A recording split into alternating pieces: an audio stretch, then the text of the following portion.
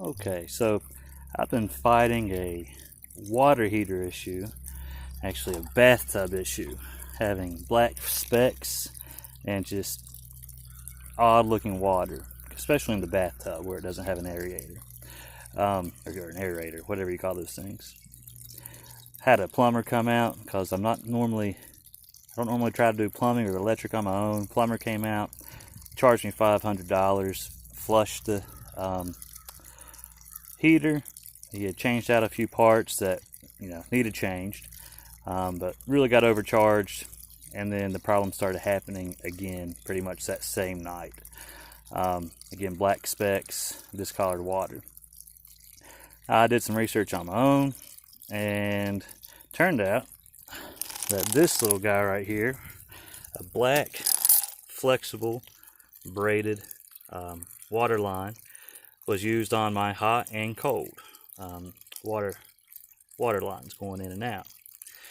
And you can kind of see some of the specks right here. The light's kind of getting there, but we did a vinegar flush, did all that, and I pulled this line off, which you've probably seen other videos if you're having the same problem,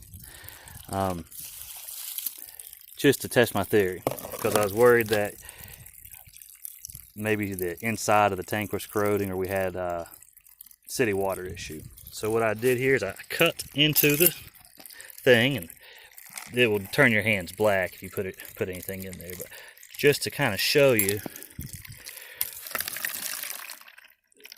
if you're having the same problem, you can be confident that those black specks are definitely coming from this little guy.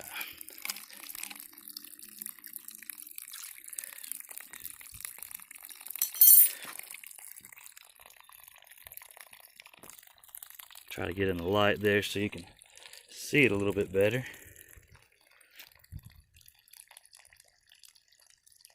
Yep.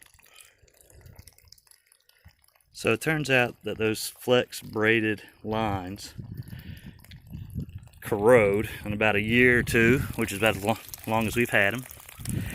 And that's due to chemicals, and they also can't handle heat up to or past 115 degrees. So if you have a water heater set on 120, 130, it's pretty hot, but it's not going to do good for you. Also, minus the heat, we had the same problem on the cold water side. In fact, the cold water side was just as bad as this one. So I've heard that these hoses can't handle chlorine and some other type of flock chemical that's in a lot of municipal water. So spent about 2 weekends on this, $500 on a plumber, and it turns out to be these $12 hoses, which I replaced with stainless steel corrugated. And the reason I needed a flexible line is because the placement of my water lines and my water heater in a tight closet. Not the best plumbing job on there, so we have to use the flexible stuff. So I switched to the corrugated stainless, which does not have this nasty black lining that clearly corrodes and ends up in your bathtub, and you have your wife yelling at you every evening that it's still not fixed. So we're on our third flush here. Water seems to be running clear. I did go ahead and do the vinegar rinse. We let that sit overnight. Wasn't too difficult. You can look up a few different ways to do it. It really broke a lot of that calcium loose. Now, if you've been having these flecks on things for too long, those little specks are all throughout your water heater.